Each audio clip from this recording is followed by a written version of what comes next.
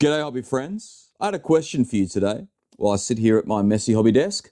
When was the last time you let yourself fail? As in set up a circumstance where you just tried something, you had no idea what you're doing and created a situation where you can fail.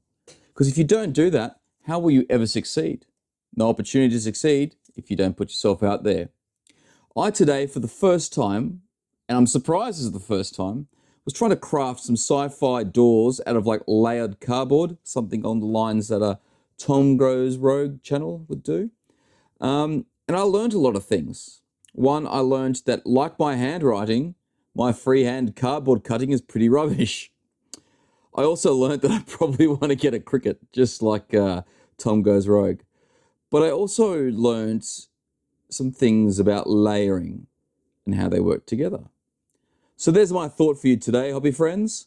Set yourself up to fail, and you may have the opportunity to succeed.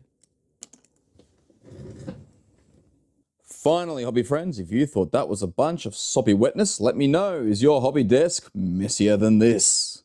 And maybe there's some hints to what I'm working on at the moment.